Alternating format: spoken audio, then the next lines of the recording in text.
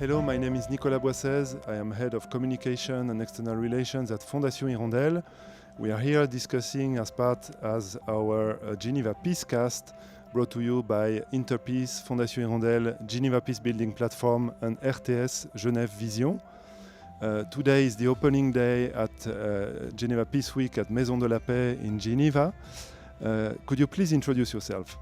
Yes, hi, thank you. I'm Nathan Shea. I'm the Assistant Director for Conflict and Fragility at the Asia Foundation and also Project Manager for the Cross-Border Conflict Evidence Policy and Trends Program.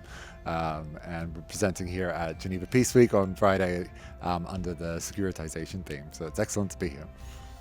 Exactly. Why are you here? Why have you come such a long way to Geneva in Switzerland to participate in this Geneva Peace Week 2022? What are you looking for here? I think we're really looking forward to spreading the message about the work that we've been doing under this project and connecting with people who are like-minded and interested in the various aspects of peace building. And I think especially that which is driven by people and people-driven peace building. So yeah, it's excellent to be able to meet people from different corners of the world, people who are coming from and from different walks of life, from donor agencies, policymakers, to people who are working with local civil society and really on the ground aspects of conflict. So yeah, it's excellent to be here. The title of the Geneva Peace Week this year is Peace is Possible. That's very ambitious. In today's world, faced with multiple crises, I think there is not one region of the world which is not facing major crises. With your organization, Asia Foundation, how do you try to make peace possible? So through the work we do at the Asia Foundation, and particularly as part of this project, the Cross-Border Conflict Evidence Policy and Trends, the approach that we take is working with local partners, people on the ground who are based in conflict-affected border areas. For me and for the aims of our work, our priority is ensuring and capturing local voices, understanding how they're affected by conflict at a local level, how their communities experience conflict dynamics, and making sure that those dynamics are elevated into a larger, more national, regional, and global discussion to understand how people are affected by conflict in border areas as part of our project. For us, this is an approach of ensuring that people aren't lost when we're talking about conflict. So often there is a focus on state interests or other military elite interests in conflict environments. But understanding how efforts at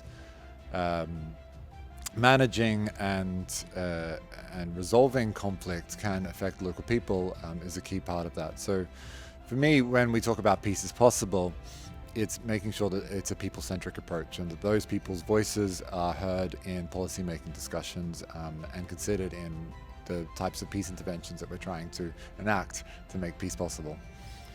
Excellent. Can you give us one or two concrete examples of places where you make these voices heard and where this has an effect on peace processes?